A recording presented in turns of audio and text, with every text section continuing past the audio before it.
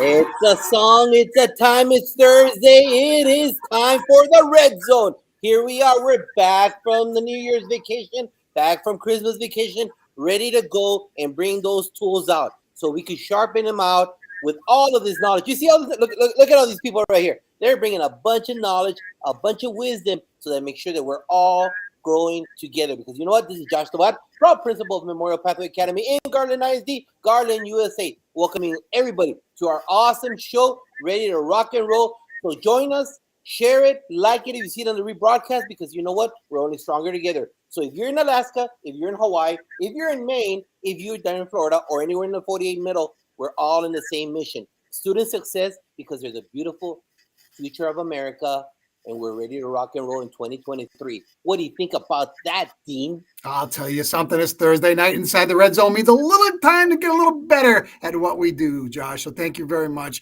And we got a cast of people here tonight that are just going to enjoy the opportunity to share out some of the great things that they do and some of the perspective they have as well within their roles as leaders within their respective districts. My name is Dean Packard. I'm the principal of Charlton Middle School in Charlton, Massachusetts, just south of that guy, Dr. Jeff Parks, who's up in the upper corner right here, up in Chelmsford. A little ride from me, but nevertheless, it's still in the same state, and we're really lucky to have everybody here with us. So, Josh, why don't we kick it around the table and we'll do a quick introduction and we'll go from there. All right, let's start off up there with your neighbor. My neighbor. Hey, good evening, everyone. My name is Jeff Parks. I am in my 12th year as principal at the Parker Middle School in Chelmsford, Mass.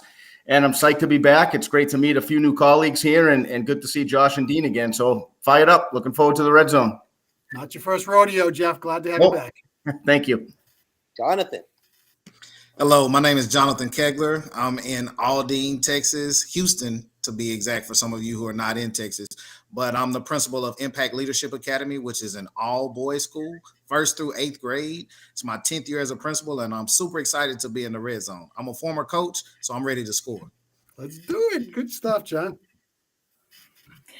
Okay, well, I guess that leaves me. I'm Liesl James. I'm the proud principal of Midway Park Elementary in the Hershey-Bedford Independent School District. No, HEB-ISD is not a grocery store. It is a real district. We are in the Metroplex in the Dallas-Fort Worth area. This is my 5th year as a principal, but 10 years in the AP and principal role. So happy to see everybody and looking forward to learning tonight. Nice. Awesome. Well, you know what? Everybody wants to know a little bit about the people that are speaking. You know, when I go to a conference, I like to know who's presenting. Have they or do they have the street cred? Does that make sense? That way we're better able to connect with them. So tell people a little bit about yourself. What has been your journey in education? Because you know what? There's people out there that are thinking now even more so whether or not to enter education, right? They're very hesitant, or they're why wouldn't you enter education, Josh? What do you mean? This is the greatest job in the world. You can do anything and everything in the moment now. Most definitely, but we all need that little origin story. So we'll start off there with Jonathan. Tell us a little bit about yourself. What titles have you held? What positions have you held before? Gotcha. I started out, like I said in the beginning, as a coach. I was a PE teacher. I'm a PE teacher at an elementary school of 1,000 students. My school is a low performing campus, so we're 3rd year IR. So as a PE teacher, I come in and I get discipline under control. I'm the only person in there. I have multiple people. So, as far as when it comes to PE, having a lot of kids in one area and not having any injuries or fights is a huge task. Well, at this low performing campus, I was able to get them to behave properly and to excel. I even brought in different curriculums into the gym, and I was able to flip things. So fast forward the story, I actually jumped from PE teacher to assistant principal because our assistant principal got promoted to another job.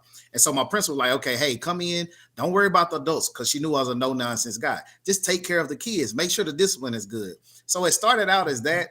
And my great-grandmother always told me, if you want to make God laugh, tell him your plans. So it was just as me being kind of the disciplinarian, but it easily flipped into me actually becoming the principal. So started out in the gym, teaching strategies, coaching others on how to maximize their potential as far as kids. And then it blossomed into doing the same thing with teachers. So now with the coaching philosophy kind of coming back around full circle in education, it's second nature for me because I'm always coaching others to maximize their potential. So started off as a coach, came in, kind of got turned as a turnaround principal, and then it kind of morphed from there. So I'm all about maximizing others' potential and seeing the best in them and pulling it out. Thank you for sharing. Liesl? So my degree in education, this is my 22nd year in education. I know I must have started when I was 10. And so I graduated from college. I always knew that I wanted to be a teacher. So I actually started in the private sector, part of my religion growing up. And so I was a preschool teacher. I was an assistant child care director, a child care director. And then when I met my husband, we moved, I moved myself to the Metroplex and started my career in HEB ISD. And so I started there as a kindergarten teacher, as core knowledge pre-K, 3rd grade, and then I graduated to instructional specialist, assistant principal, and then principal. So one of the things about HEB ISD, we call ourselves distinguished by design. And I truly believe that excellence is not an accident. It is intentional in everything you do and everything you say. And so Midway Park is 82% economically disadvantaged. We actually are 30% emergent bilingual. And when we talk about bilingual in Texas, we're not talking about Spanish. We're talking about Arabic, French, French Congo. And so part of the diversity and the fabric of Midway Park is the fact that we have a very diverse population, children who come to us who have never been in school or who have had unschooling or interrupted schooling. And it just speaks to really the resilience of kids. And so Midway Park is pre-K through 6th grade campus. So that's how I got into the middle part. We actually, as my 5th year in the state of Texas, we are rated in accountability in the A to F indicators. Proud to say Midway Park achieved an A rating this year and 5 out of 6 of our distinctions. And so really proud of my staff. They're the hardest working people I know. And so very proud of that journey coming off of COVID and all of that. Awesome. Thank you, Jeff. Thank you. So I started off as a high school health teacher and then went down to the middle school as a middle school health teacher and discussing all of the fascinating topics that nobody wants to touch, right? And so at the time when I was teaching, I think it's incredibly important, the way I look at it and similar to, kind of Jonathan's path is that health and physical activity are the things that we want to hang on to the older we get, right? And so those are the things that we make them important and show kids how important they are when they're younger. And hopefully those are skills and kind of a mindset that they'll keep with them throughout. So that's why I think that those topics are so important to our kids. I earned my master's degree in school administration while I was teaching with a thought that, maybe down the road, I would want to get into administration. And then due to some shifts in the town at the time, down the road came a little bit quicker than I was anticipating. But I was fortunate to get an assistant principal's job in my hometown. And I did that for 5 years. And then the principal retired, again, a little bit quicker than I thought it was going to happen. And here I am in my 12th year in that position because I was, fortunate to be promoted. My current job also gives me the ability to coach. I still coach at Chelmsford High School. I coach rugby. We started a team in 2019. It's a sport I fell in love with when I was in college. And it just gives me the opportunity to not only get to interact with the kids, while they're in grades 5 through 8, but then I get a lot of them will come back and play up at the high school. So I get to really connect with these kids and their families for a great stretch of time. And it's actually really neat. So I'm coaching, I'm trying my best to coach adults during the day. And then when our season is on, I'm coaching kids in the afternoon at night. And, and it's just a pretty good thing. So get to keep the energy up. I get to keep active and try not to collect too much dust. That's it. Let's keep moving. Well, you're humble, Jeff. It's Dr. Jeff Park. So Yeah. you left out a little bit of an excursion to get that degree. You want to just speak to that because that's I did, yeah. easy to do. Yeah, thanks, Dean. So when I started when I was assistant principal, a cohort of administrators from my area started a program at Northeastern. So I jumped into that.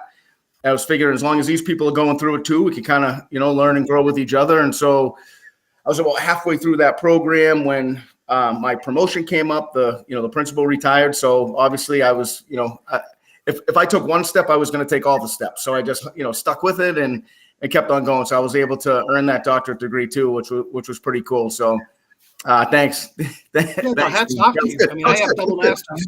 Double masters took me forever to get. And, I said to myself, you got to work, you got to balance life and everything else. So again, kudos to you, because we're lifelong learners, and anything you want to look at in education. So, hey, just going to the next thing here. We all have people in this business who we would consider our role models, and people that inspired us to be able to move to the next level or to get to that position as main leader in a building. From your perspective, who was that person, and kind of what was the impact that person had on you? Why don't we start off with Liesl? Okay. Well, growing up, kind of the little girl in me always loved playing school and looked up very much to my mom. I come from a family of educators. My father's a pastor, so in some ways he's an educator as well. But my mom taught in the younger grades, so I was always very interested in what she was doing and all of that. So played school growing up and just always knew that was what I wanted to do. So kind of in that traditional way. But, in my journey of leadership, I have to just give major credit to the principal that I was fortunate to be the assistant principal under, and then ultimately became principal at our school. But that was Sarah Williams. And Sarah has a belief that as a principal, if you take care of the teachers, they take care of the kids. And so coming off that philosophy, and kind of to Jonathan's point, we talk a lot about the social emotional health of students, but I truly believe in the social emotional health of teachers as well. And if the kids are not acting correctly, then my teachers can't teach. And so Sarah was very big on safe and civil schools, the chants. We use conscious discipline, knowing that we can manipulate. What can we manipulate to get what we want? And so, in that way, learning that kids, honestly, they don't come to school to mess it up, that just like teachers don't. And so Sarah was influential in me in developing that relationship aspect, truthfully, as a principal, and understanding as a leader what it really means to be a servant leader. And so have always admired her. That's awesome. Good stuff. Jonathan. Well, for me, I think everybody's story is kind of similar. I mean, you grow up as an educator, and I was just telling one of my coaches this the other day, like, you're either born an educator or you're trained to be an educator. Like, but the ones who are truly born to do it, they have mothers, they have fathers, they have uncles, they have aunts, you go down the line, and it's kind of like in your DNA. So, of course, I had a lot of family members that were in education. My dad was a coach, and I said, okay, I'm going to take it to the next level and combine both. I'm a coach and I'm going to be an educator. But when I got into education, I think the game-changing moment for me was Rachel Johnson, which was the principal that gave this young 26-year-old PE teacher a chance to be an assistant principal. So the youngest in the state of Texas at that time. She passed away tragically 6 months into my assistant principalship. And so I was thrust into a leadership role way sooner than I even thought or imagined. So as I'm coming into that role, having title, because like she mentioned, high socioeconomic status, like all of the different variables you could put in. But I was fortunate enough to have a lot of different grant monies. So I kind of have, a laundry list of people that I look up to. Principal Kafele, which is America's principal. Like, he came in, I brought him in to consult my teachers. And instantly we formed a relationship. He started grooming me and mentoring me. Todd Whitaker came in next, and he was like, okay, if you catch on fire, everybody else, will join in. So I coined that. Okay, well, if one teacher catches sick, or if the principal is sick, everybody in the building catches that cold. So if I catch on fire, everybody else catches on fire. Then after that, Eric Thomas comes in. So motivational speaker. So it was kind of like a melting pot of people that truly poured into me. And so when they poured into me, I was giving that back to others, and they're constantly there. So I think that my thing is, it's almost like a gumbo situation. I want the roux to be stirred up right, and then I want to put all of these different things in. But in America, we're the melting pot for a reason. So I feel like the role models that I have, it's a melting pot of success. And I just love oozing out that energy to others, because like she just mentioned, if we believe in the teachers and we give them a chance, especially post-pandemic, like going into that changed the game of everything. So now I don't look at having meetings just to have them. I want to change that and be very intentional about your time. I don't want to waste it. So I think if we pour into others as she mentioned, she has an A campus. This is the inaugural year of the all boys school, so we're shooting for that. But it was nothing I would trade in the world for the teachers that I have that are there every day. They come into the classroom, they pour their heart and soul out on the line for the kids, and so it's my job to be their cheerleader. Now, being on fire like that is contagious. I love that, and I love that inspiration. Good stuff right there, Jeff. So through, this isn't a position or a career that I anticipated initially. It's something that I feel very passionate about now, obviously, but it wasn't something I saw myself doing. There was a million other things that I was going to conquer. And then, it just kept on kind of drawing me to the classroom and back to the schools. And when I was in high school, there was one particular teacher and coach who was I played hockey when I was a kid, and he was the guy that was always looking out for the underdog, and he still does now. And it's just that idea of making it a comfortable, fun environment for kids, whether they were struggling academically, struggling socially, no matter what was going on. He was like that kind of guiding hand for everybody, whether you really had your act together or whether you needed a pat on the back. He was the guy. And, we're talking back about, 30 years ago when it wasn't necessarily as SEL and PC as it might be now, but he told it like it was no matter what. And I think a lot of us benefited from it. So he was someone his name's Jack Fletcher, and he was someone who was really meant a lot to me growing up. And I still keep in touch with him now. I see him around all the time. But then as a principal, this is actually pretty cool. My elementary principal was named Bob Noy, and he just passed away a couple of years ago. And I swear he was an old timer when I was in elementary school, and just to see him a few years ago, he hasn't changed a bit, but he would always he knew every student in the school. He was always available. He had me and my buddy. We used to raise the flag in the morning. That was our job in all through elementary school. 4th, 5th, and 6th grade at the time was still elementary. So we'd raise the flag in the morning. We talked to him, and it was just really kind of a cool thing that I always remember. And I would, we send a holiday card and things like that throughout the years. And then when I became principal, I hadn't talked to him for a while. And he came to the school my first week when I was principal just to say hello. Not only did he make us feel so special when we were in the building with him, many, many years ago, but he made me feel like that just by coming to visit me. So it let me know that years later, still keeping an eye on me, still making sure things are okay. And a lot of what I do is kind of structured around how he operated.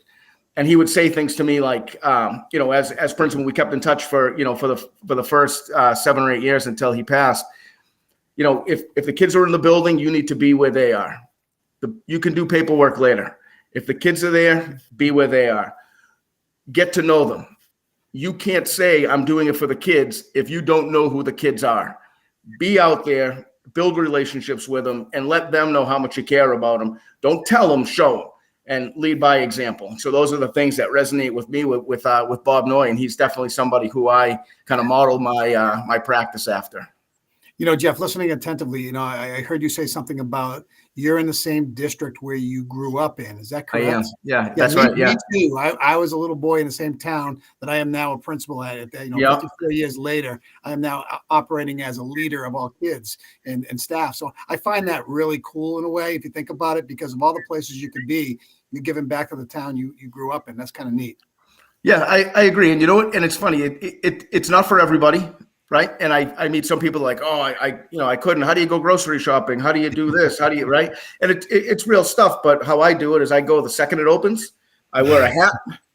I have my AirPods in. Dark glasses. I'm buzzing through, and I'm home before most people are getting out of bed. Right. So you make it work. But, I don't mind being in the space. And I think it's important. I'm raising my family here and things like that. And, for me, it's a great place. It does mean a lot to me to be able to give back to the community. So I agree with you, Dean. That's great stuff right there. So the great thing about this platform that Dean and Chris created for all educators across the United States is that it's not just the origins, the genesis was middle school, but you know what? It's evolved like everything great in education. And we have different levels. Even in tonight's show, every show that we have, it's different levels, different concepts, because we're surrounded by different levels, different concepts across the United States. So let me, after COVID, and then we had that tequila hangover year last year that we couldn't shake off. What does 2023 right now look for you? Okay, because we don't even talk about the tequila. That's over. we're talking about right now. We had a whole semester under our belts right now. What does 23 look for you right now, Liesl? So, I'm going to be very honest and just kind of pour out my heart.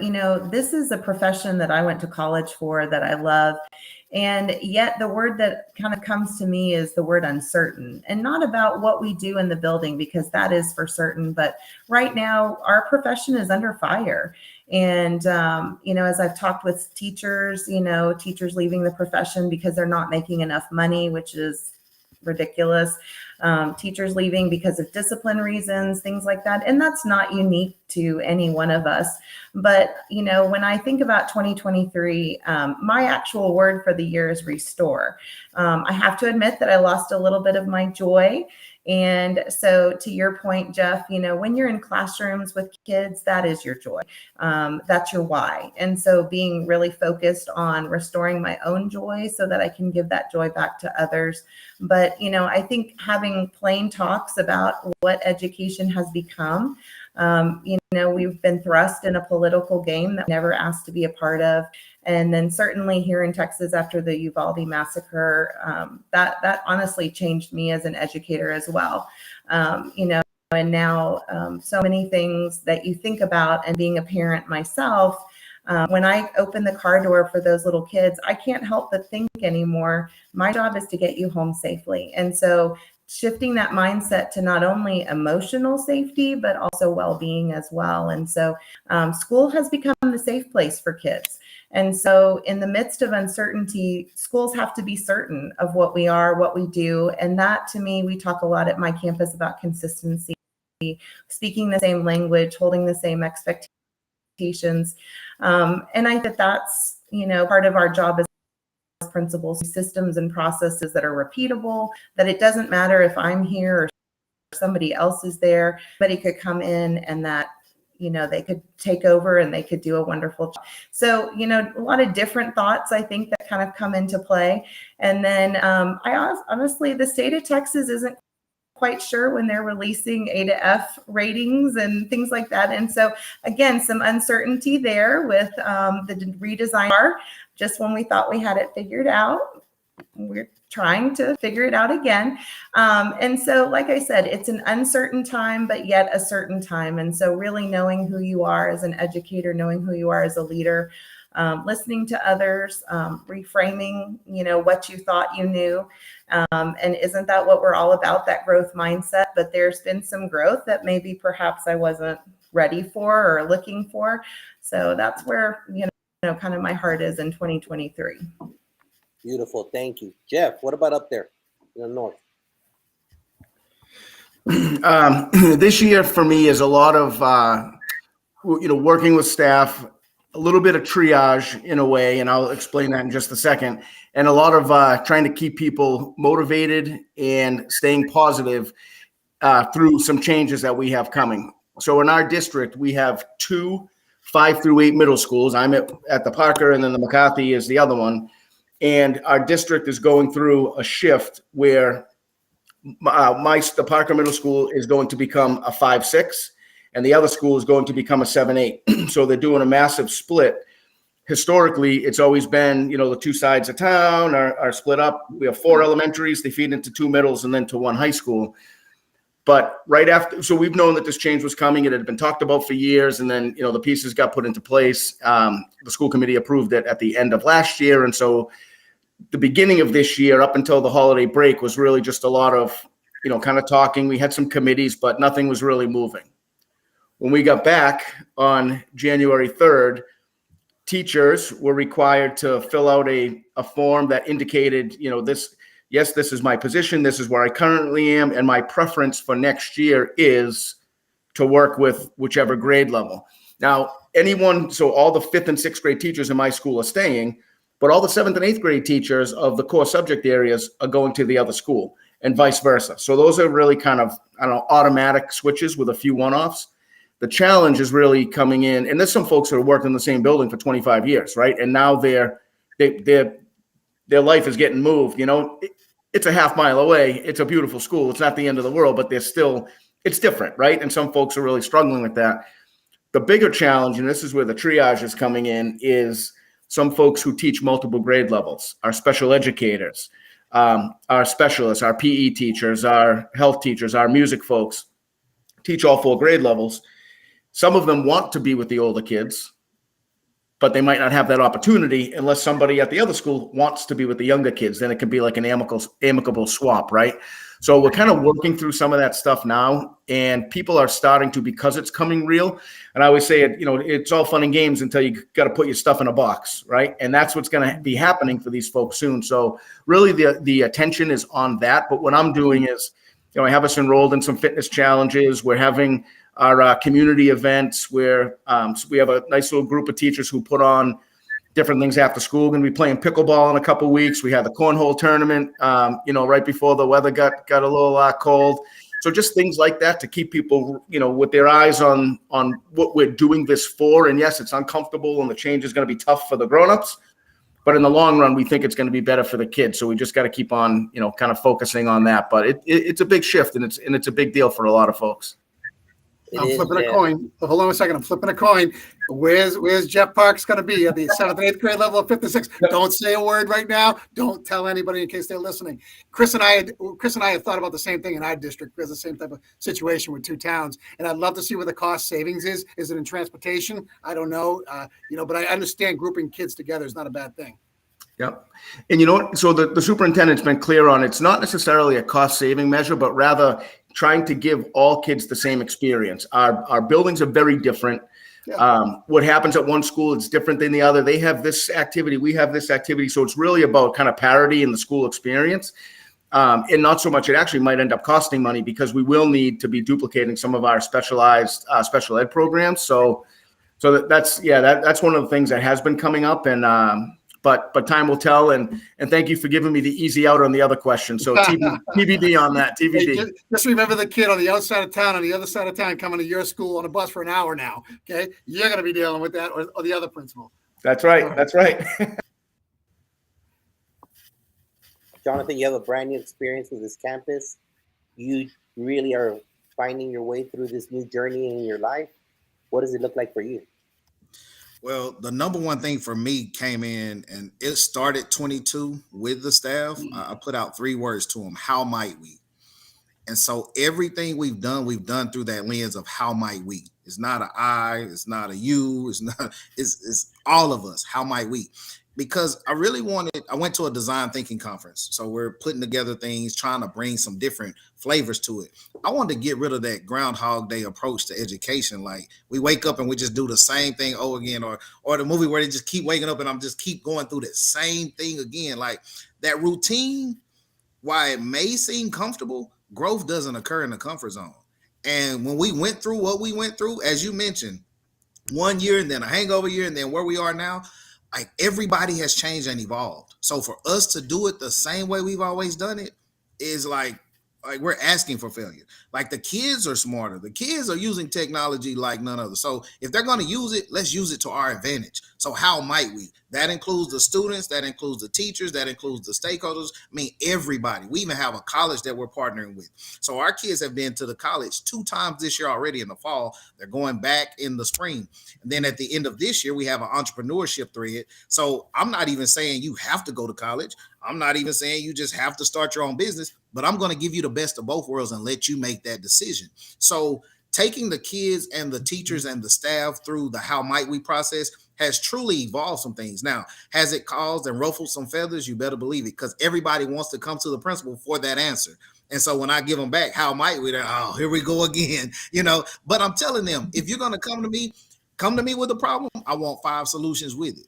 Like, don't come to me, we're in the red zone. Don't come to me saying, hey, they blitzing off the corner every time. Adjust, quarterback. You're the quarterback. You're in the pocket. Step up and make the right read. Like, too many times I think we handicap people from making the moves that they could make because we always want to be there for them. We want everything to be perfect. None of us are perfect. We all fall short. We all wake up every day trying to do the best we can. So when we get that critical mass to rolling in the right direction on that how might we, man, the campus is on fire. So this first year, while it being unknown, we're making a few waves. We have a chess team that we started, and they went and they won. They got second in the competition. They're going back again. We have several kids that are going to regionals for our history competition. We don't start seventh grade until next year, so we're gradually building it.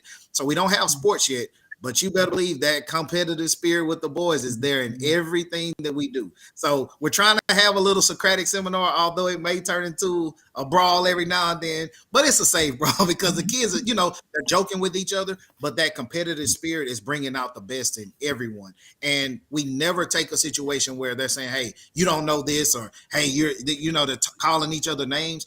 That competitive spirit is bringing everybody together. So that critical mass rolling in the right direction is what we're trying to do. And how might we is the phrase that pays for us in 23. How might we? How about that for a second? You talk about emotions and a positive energy. More importantly, the word that I got from that, Jonathan, is empowerment. As a leader, you're empowering the people around you to do the things that you believe that they should be doing, and give them the credit for it and let them build it. I love that so much. I'm going to put a stipulation on this question right here. I'm going to give you 30 seconds to answer it, okay? Because all of us are sitting in this seat in some capacity. What do you look for in a successful leader that either is above you, collateral with you, across, horizontal with you, whatever the case? What is a successful leader to you? And let's start off with Jeff with this one. I look for somebody who is present and predictable. Those are the things that I think are important. I don't want to go to somebody and I can't find them, right? I like when they come and they're around and people know who they are and you can pick them out of a crowd. So being present within the school building, having a presence when you're in a room, is important to me, and predictability. So I want to, you need to know what you're getting. I want to know when I'm going to hear information. I want to know something is not going to come completely out of left field. Oh, we just decided this is what we're doing tomorrow, right? So lay the groundwork, be predictable, be methodical, and show that there's a method to the madness. That's what I look for. A couple of the things. Love it. Roadmaps. Love it. Liesl. I think when I think about that question, I'm very fortunate to work for a great assistant superintendent. I love the word predictable. Absolutely. I think the word I would use is consistent. Here we go with my word. Maybe that should have been it.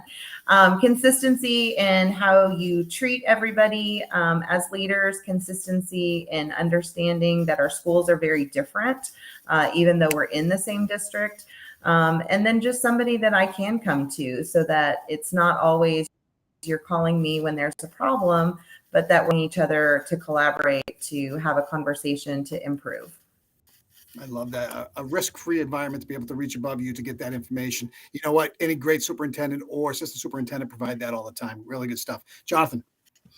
Dr. LaToya Wynn. She's my area superintendent, and the name speaks for itself. A winner.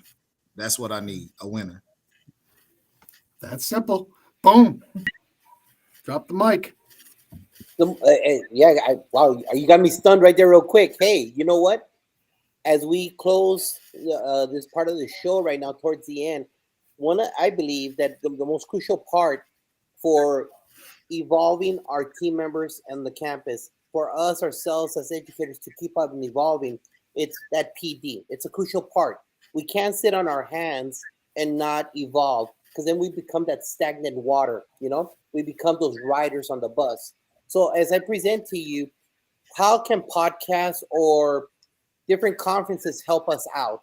I know that's a simple question, but you really got to think about it because you guys come from different backgrounds. Does that make sense? What can you suggest out there to the people that will be viewing this show that you can recommend to them that you have seen are successful, either podcasts or conferences? Jonathan. So I'll give you two. I'll give you Damon Lopez and No Excuses University. Truly was a game changer for me. Now, no excuses doesn't just mean the kids, because the teacher we get to tell the kids no excuses. No excuses is for every stakeholder involved in that campus. So no excuses is a great conference, a great person. Damon Lopez, my guy, definitely follow him. And the second thing I'll tell you is Principal Kafele's Assistant Principal Academy, is through the roof. If you haven't seen it, it's literally a catalog. You can go back and see it now. But he's on fire. He always talks about intentionality. So if you want to change, if you want to evolve, you want to grow, intentionality with Principal Kafele or No Excuses with Damon Lopez won't steer you wrong. Awesome. And I hear that episode 70 is one of the best ones in its file. That's what I hear. Someone tells me that sometimes. Jeff. Hey, it goes without saying, look no further than Unlock the Middle for all your podcast and education needs, right? Now that's a shameless plug for you guys, but it's true, right? And so where else, like for someone like me up here in Mass, had I not been contacted through the power of social media by Dean and Chris at some point, would never have met you and all of the other awesome people that I've got to connect with through this. If you're in this area up in the the Northeast, I think the Massachusetts School Administrators Association is wonderful, ongoing PD throughout the course of the year that people can participate in. But as far as online for personal growth and development, and Jonathan's already mentioned him, but I'm a big Eric Thomas fan. I think Inky Johnson is remarkable. These are folks who talk about the power of education and the power of making sure that you're well yourself so you can be the best that you can be for everybody else. And I think the power in those kind of speakers is exceptional. And a lot of folks I talk to, I'm not into that. I don't need that stuff. If you don't need a pep talk now and then, or you can't read books that are getting you, physically and mentally motivated to do this job well, then I think they're really missing out. And those, all of those, take a look at any of our social media and the folks that we're following, that's where it's at. Fill your tank often. You're absolutely correct. If you don't do that, you're going to get burnout central. Hey, this is a great question that I have for you guys here as well. And I want to put 30 seconds on this one. I apologize. Liesl, did I forget you? If I did, You I did. am so That's sorry. okay. Hold on. That's okay. Let me back up. Let's do it again. Boop, go. Okay. Well, actually, I'm really excited because in a couple of weeks, I'm actually going to the Lead Forward conference here in Texas. Lead Forward is a wonderful organization that does a great job of helping you better understand how to be an instructional leader, how to focus. You're always asked that interview questions, scores aren't the best. What are you going to do? And I just think about that involvement as a leader and how that's come. And Lead Forward has been the backbone of a lot of what we've done on my campus. And then the other one that I have to say is just listen. I think professional development happens everywhere. I think you learn from kids, you learn from parents, you learn from one another. I can't stress enough, just knowing who your audience is, knowing who you're talking to. Really quickly, I think, unfortunately, she's no longer with us. Rita Pearson was one of my favorites. Her work was with African-American boys specifically. And, if we want to talk about a population that we need to understand, that is one of them. And so you can go on YouTube actually and find some of her TED Talks and things like that, but she was phenomenal. Liesl, I'm going to start with you with this since I rudely interrupted your ability to actually get that out. And I'm glad you did. The advice that you would give to these aspiring teachers who want to get into administration, and you know what, our jobs aren't easy from the time the sun comes up to the time the sun goes down. There's always something going on, but we need to pass the torch on. We need to leave our legacy behind, and we need to promote people to get into these trenches and think about being future ready leaders. What type of advice would you give to that young aspiring teacher when you see something in them that's ready for them to be able to take that next step? Well, I think the biggest thing is know yourself. Why are you getting into leadership? Are you getting into leadership because it's more money? Are you getting into leadership because you are tired of the classroom? Are you getting into leadership? What is your real rational thinking on that? And so if you answer those questions and your real reason is because you want to make a bigger difference to not only influence the lives of kids, but also your teachers, then I think that you are thinking the right way. But leadership is not for the faint of heart. We talk about that all the time, but the price of leadership, and you need to consider, for myself, I became a mom as I was finishing my master's. And then finishing my first year as assistant principal, walking around the school pregnant with my second, your family is going to take a back seat sometimes. And, we're all chasing the balance of family and work. But you have to understand who you are as an educator so that you understand that you're in this for the right reasons. Keep that growth mindset, even in a bigger way, and truly that you love people and that you can handle all of the things that are going to be thrown at you, because there are a lot. There sure are a lot. Absolutely correct. Jonathan? So I would say I want to flip it on you. I don't want you to practice the golden rule. I want you to practice the platinum rule. Golden rule, treat others as you should want to be treated. But the platinum rule is treat everybody like they're a superstar. Like too many times we look down on the smallest of people. So we would say in a philosophy or in our mind. But my lead custodian is my number one person. That's my right hand because I treat the least of them like they're the greatest. And if you ever want to be a leader, I promise you, if you serve others, then they will give unlimited support and they'll run through a brick wall for you, as Ms. James stated. So treat others as you would want to be treated. No, rock star treatment for everybody. And I promise you, if you're faithful over those few, the many will come to you. Boom. Jeff. Yeah, I like what Liesl said about don't do it because it might be a few more bucks, right? Because people will go to you for absolutely everything. You don't realize how important and how much people rely on the schools until their family's in shambles and they show up on Monday and they don't know what to do, right?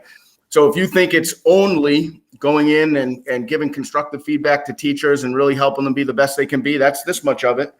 If you're not willing to pick up a mop and a broom and a shovel and help out in the kitchen, then this is not the job for you, because you really have to be a person who's willing to do a little bit of everything at any moment in order to make it work. So those are the things that not for the faint of heart, as Liesl said, it's not for everybody, but if it is for you, then my advice would be to stay positive and model the expectations that you have for everyone you work with. If you want a school full of people complaining and moping, then go for it. But if you want high energy, positivity, and people having fun working with each other, you got to model it every day, all the time. And don't ever forget about that fun, that 3-letter word, fun. That's right. If you don't have fun with what you're doing, it becomes a job. That's when it. It comes to job, you might as well think about doing something else, because remember, we're in the people business and people love to smile. People love to talk. People love to embrace that hello, and people love to know that you care about them. So thank you, guys. You're spot on with everything you're saying. Dr. Tovar, take us home. 10 seconds, 10 seconds, 10 seconds real quick. How can they get a hold of you? Liesl, tell everybody. Oh, she froze. Jonathan, how can they get a hold of you? Jonathan Kegler on Twitter. Sure. Kegler so, on Instagram, Jonathan Liesl, Kegler on Liesl, Facebook, and Coach Kegler at yahoo.com email. Okay, hold on. Real quick. Liesl, start again. Sure. So Liesl's a very unique name. So I always, take note of the spelling because it's I before you follow the phonics rule. But Liesl James at HEB ISD or my Twitter handle at Liesl James would love to connect with you. Jonathan Kegler on Twitter, Coach Kegler on Instagram, Jonathan Kegler on Facebook, Coach Kegler at yahoo.com email. Talk to you soon. Jeff. Twitter and Instagram at Parker Principal. And for my rugby fans, Twitter and Instagram at Coach Parks Rugby. And that's how we do it. Hey, you know what, Dean? You know what? I think we scored a touchdown. It's the playoffs. And we scored another touchdown. We went up the A gap. Boom. Scored that touchdown. I love it. Thank you, everyone, for joining us tonight. But most importantly, don't forget the flagship show this Sunday, 7 p.m. with another guest, Jimmy Casas, will be joining the flagship show. Come and join us. All the greatness here, because you know what? We're only growing stronger together. Thanks to our guests, thanks to Jimmy Casas and everyone we've had, because you know what? That's what our kids deserve. The best educators out there, and we're here to grow stronger together. Dean, what do you think about that? Hey, listen, have a great week, everybody. Absolutely agree 100% with you guys. Thank you guys for being with us tonight. Liesl, Jonathan, Jeff, always a pleasure to see you guys coming out here and just giving those little nuggets that make us all a little bit better. Remember, everything we do is for the betterment of kids, the betterment of staff, and the betterment of our communities. If we keep that mindset, we keep growing and we keep digging. Thank you, everybody, for joining us. And don't ever forget, kids come first.